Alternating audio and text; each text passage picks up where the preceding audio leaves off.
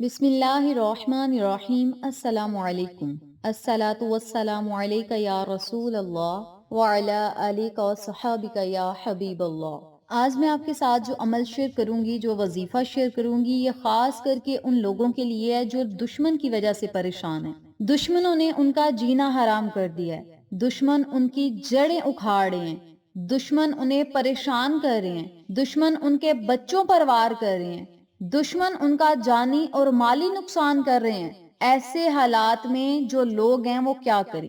दुश्मनों की वजह से जो लोग बेहद परेशान हैं और हर वक्त वो डरे रहते हैं और दुश्मनों से वो निजात और छुटकारा हासिल करना चाहते हैं और कोई ऐसा अमल करना चाहते हैं जिसकी वजह से दुश्मन को अपनी पड़ जाए और वो आपका कोई नुकसान न करे, जो वो आपका नुकसान करना चाहता है वो उसका खुद हो जाए। तो इन हालात में आपने कौन सा अमल पढ़ना है, क्या वजीफा पढ़ना है जिसके पढ़ते ही अल्लाह ताला का ऐसा फजल हो, करम हो कि दुश्मन गिड़गिड़ा कर आपसे माफिया मांगे और जो भी उसने आपके साथ किया है वो खुद माने, जो उसने आपका नुकसान किया है वो खुद माने कि ये वाला नुकसान जो है वो आपका मैंने किया है। तो दुश्मनों से निजात और छुटकारा पाने के लिए, दुश्मनों से पीछा छुड़वाने के लिए आपने इस अमल को, इस वजीफे को लाजम पढ़ना है। आसान सा अमल है, छोटा सा अमल है, सिर्फ 7 दिन का ये अमल है जिसके पढ़ते ही अल्लाह का इतना फजल होगा, करम होगा कि दुश्मन आपका पीछा भी छोड़ेगा और आपका कोई नुकसान भी नहीं करेगा।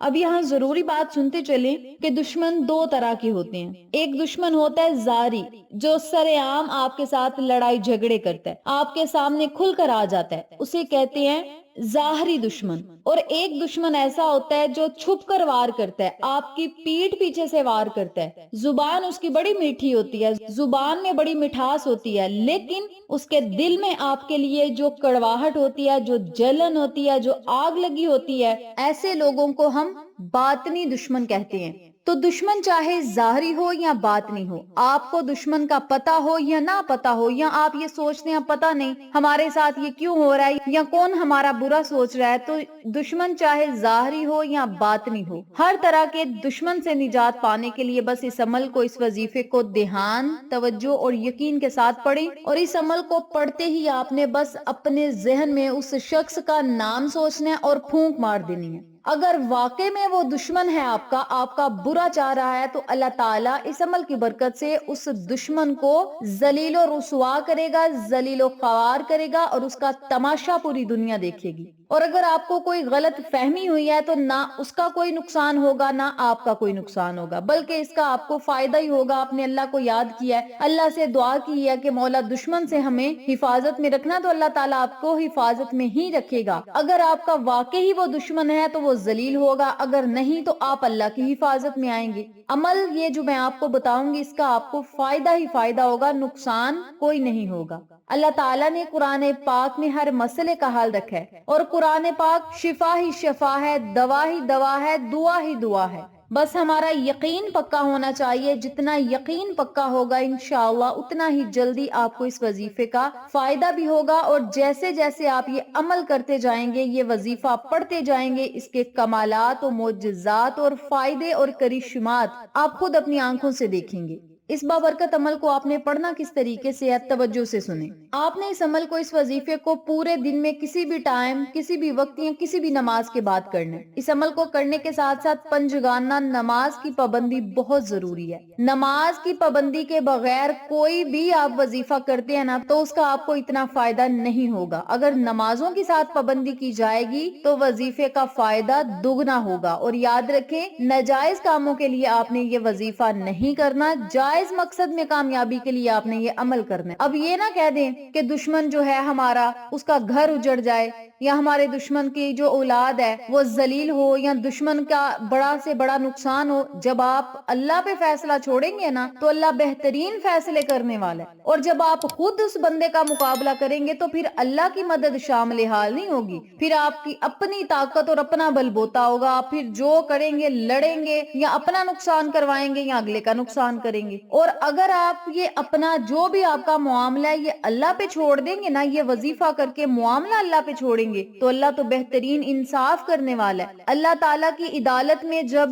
بندے کا فیصلہ چلا جاتا ہے نا، جب اللہ جج ہوتا ہے، وہ بندہ خود اپنا وکیل ہوتا ہے، اور جب وہ وکیل جو ہے وہ اللہ کے سامنے اپنے جج کے سامنے اپنے اوپر ہونے والے ظلموں کو بتاتا ہے یا اپنے ساتھ ناجائز کیے ہوئے کاموں کو بتاتا ہے، تو پھر اللہ ایسا جج ہے، ایسی پھر اللہ کی لاٹھی بندے کو پھر جاتی ہے کہ جس کی کوئی آواز بھی نہیں ہوتی، اللہ کی لاٹھی بے آواز ہوتی ہے، لیکن جس بندے کو یہ لاٹھی پڑ جاتی ہے اس بندے کا جینا حرام ہو جاتا ہے، اس دنیا میں بھی اگلی دنیا میں بھی۔ اس لیے آپ سب سے گزارش ہے کہ دنیا میں قتل و غارت کرنے کی بجائے اپنا معاملہ اللہ پہ چھوڑیں۔ جو لوگ آپ کو ذلیل کرتے ہیں، جو لوگ آپ کی عزت و نفس کو ٹھیس پہنچاتے ہیں نا، آپ ان کا معاملہ اللہ پہ چھوڑ کر تو دیکھیں، اللہ تعالیٰ ان قریب ان کے ساتھ ایسا معاملہ کرے گا کہ ان کی عزت و نفس، جس طرح آپ کی عزت و نفس کو انہوں نے تکلیف دی تھی، اسی طرح ان کی عزت و نفس کو اللہ تعالیٰ ایسے برباد اور رسوا کرے گا کہ لوگ ان کے منہ پہ تھو تھو کریں گے۔